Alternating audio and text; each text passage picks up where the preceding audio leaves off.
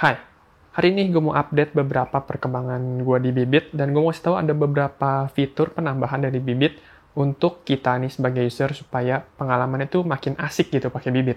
Sebelumnya, untuk perkembangan portofolio gue di Bibit masih sama aja, gue masih pakai produk yang sama, gue masih nabung rutin juga, dan gue belum jual apa-apa. Jadi secara keseluruhan sih nggak ada perbedaan dari bulan-bulan sebelumnya. Kalau misalkan ada yang pengen lihat, bisa lihat di video-video gue sebelumnya ya. Oke, update pertama yang ada di Bibit yaitu adalah fitur Add to Cart. Jadi secara gampang sama aja kayak misalkan kita lagi belanja nih di e-commerce gitu ya, di Tokped, di Shopee, di Blibli atau semacamnya. Kalau misalkan kita mau belanja kan kita nggak mungkin tuh cuma belanja satu produk terus langsung bayar, ya nggak sih? Kita pasti kan lagi lihat-lihat produk gitu ya, terus ada yang cocok nih, kita masukin dulu ke cart.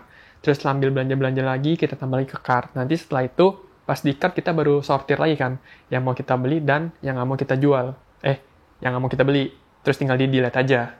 Nah, konsepnya tuh mirip banget kayak kita lagi belanja. Jadi, kita tinggal pilih-pilih produk dulu, kita masuk ke cart, baru nanti kita payment di akhir. Nah, konsepnya sama persis kayak add to cart yang ada di e-commerce kayak gitu. Jadi, mungkin beberapa bulan kebelakangan, si Bibit tuh lagi memperhatikan user behavior-nya. Jadi kayak misalkan ada yang dalam satu hari dia belanja beberapa produk sekaligus, atau dia rutin misalkan masukin produk A, B, C, dan langsung payment gitu ya. Nah mungkin karena itu dia menambahkan fitur ini. Jadi cara pakainya gampang banget. Ini gue kasih lihat ya contohnya. Misalkan gue kan ada 3 porto ya. Ada dana tabungan, ada dana pensiun, dan ada dana bersama. Nah ini di dana tabungan, gue misalkan pengen beli lagi, misalkan gue pengen tambah. Contoh, gue masukin 500.000 gitu ya. Nah, di sini tuh di bawah sekarang ada beli sekarang dan ada add to cart nih di kirinya. Jadi ini tinggal diklik aja. Nah, dia tuh berhasil menambahkan ke keranjang. Jadi nanti bakal otomatis masuk ke keranjang kita. Nah, lanjut di bagian dana pensiun gue mau beli obligasi, si saham. Di sini gue pengen beli juga, misalkan gue masukinnya 500.000. Terus gue add to cart lagi, dan dia akan otomatis masuk ke keranjang. Selanjutnya gue ada di dana bersama, gue juga mau top up di sini, misalkan 500.000 gitu ya. Terus gue masukin ke add to cart, dan di sini bakal otomatis langsung jadi semuanya jadi satu gitu ya. Nah, di sini untuk lihat keranjang kita ke menu transaksi. Nah, di sini tuh ada keranjang saya, dan kita bisa lihat semuanya. Dan yang tadi kita masukin tuh udah otomatis masuk semua di sini ya. Jadi kan tadi gue udah beli dana tabungan, ada RDPU, terus ada juga dana bersama, RDPU juga, dan dana pensiun saham. Nah, di sini tuh kita bisa langsung centang-centang aja yang mau kita beli itu yang mana, dan yang nggak jadi yang mana. Contoh di sini misalkan di dana tabungan gue ada salah masukin nih, gue masukin saham, dana tabungan, padahal gue nggak mau, gue maunya ke dana pensiun. Ini bisa kita delete aja, dan dia otomatis ke delete. Semudah itu. Jadi kalau misalkan kita mau bayar, tinggal langsung beli. Nah, di sini tinggal kita masukin payment secara biasa ya. Kita tinggal pilih aja pembayarannya mau lewat apa. Kalau gue sih biasa pakai BCA, kalau kalian terserah. Di sini gue mau payment dulu. Oke, gue udah ngelakuin pembayaran, dan sekarang tiga-tiganya langsung selesai dibayar. Dan langsung masuk ke otomatis ke porto yang tadi kita pilih. Kayak tadi gue ada dana tabungan langsung masuk 500.000, dana bersama 500.000, dan dana pensiun 500.000. Jadi semudah itu kita langsung ngelakuin 3 pembelian produk sekaligus. Kalau dulu kan kita mesti satu-satu ya. Habis beli RDPU bayar, obligasi bayar, saham bayar. Jadi lebih ribet gitu. Sekarang udah dikasih fitur card, jadi langsung bayar sekaligus aja. Kayak gitu. Jadi ini bener-bener fitur yang enak banget menurut gue. Mempermudahkan kehidupan gue yang kalau gue beli manual. Tapi kalau misalnya kalian pakai robo, ya nggak perlu ribet kan ya. Tapi kalau yang manual tuh mempermudahkan hidup gue banget. Jadi bisa langsung bayar berbarengan sekaligus gitu. Nah, lanjut sekarang di Bibit ada produk terbaru, yaitu adalah surat berharga negara. Jadi kalau misalnya kalian scroll ke bawah ya, di sini tuh ada bagian produk. Ini di scroll ke bawah aja, di home ada bagian produk. Dan di sini ada surat berharga negara, dan ini baru di launching kayaknya kemarin seminggu yang lalu. Dan dia kebetulan lagi ada Ori 21. Jadi dia sekaligus launching fitur baru ya.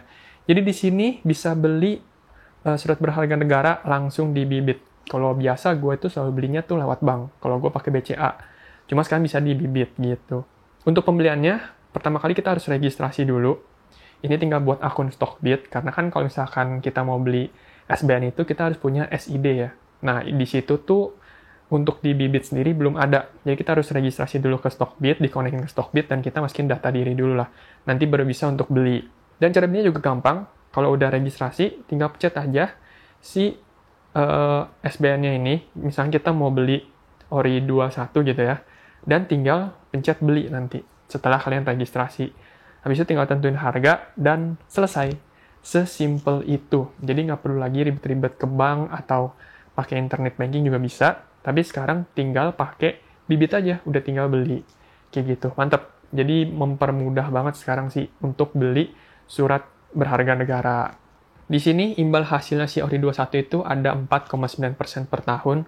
Dan ini tuh fix ya, bunganya tuh nggak bakal berubah. Jadi dia tetap 4,9 selama tenornya 3 tahun.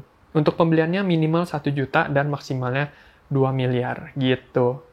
Oh ya, untuk kuponnya ini 4,9% itu masih bakal dipotong pajak lagi 10%. Jadi untuk per tahunnya kira-kira dapat 4,41%. Ya more or less gitulah, kayak gitu.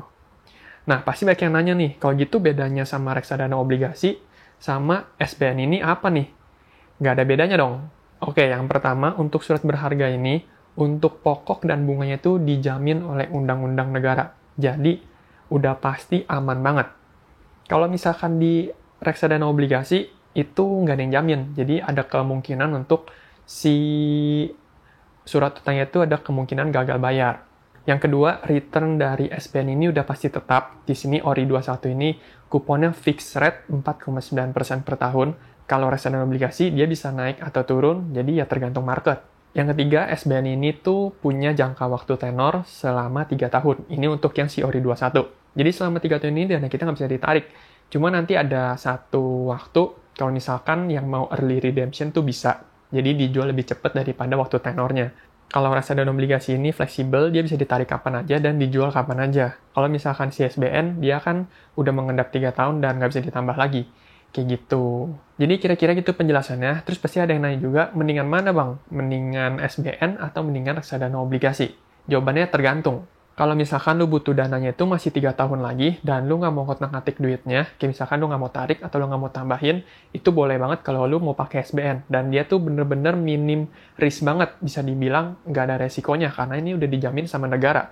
Tapi kalau misalkan lu masih mau nih narik duit di tahun pertama, narik tahun di duit kedua, atau lu mau nambahin lagi di tahun ke-1, tahun kedua, itu lebih mending ke reksadana obligasi. Karena kan dia lebih fleksibel ya. Jadi balik lagi ke kebutuhan masing-masing dan profil resiko masing-masing. Kalau misalkan yang masih lama boleh pakai SBN, kalau misalkan yang masih bisa ditarik, tarik jual, mendingan ke reksadana obligasi gitu. Jadi ya segitu aja sih buat update kali ini. Nanti nextnya kalau misalnya ada penambahan lagi atau perubahan, atau misalkan gue pengen cerita-cerita lagi, gue bakal buat video lagi tentang si Bibit dan reksadana. Oke? Mungkin segini buat video kali ini. Thank you buat nonton, semoga ini bermanfaat. Kalau misalkan enggak, ya udah. Kalau iya, ya udah. Thank you buat nonton, sampai jumpa di video selanjutnya. Bye-bye. Jerawat gede banget.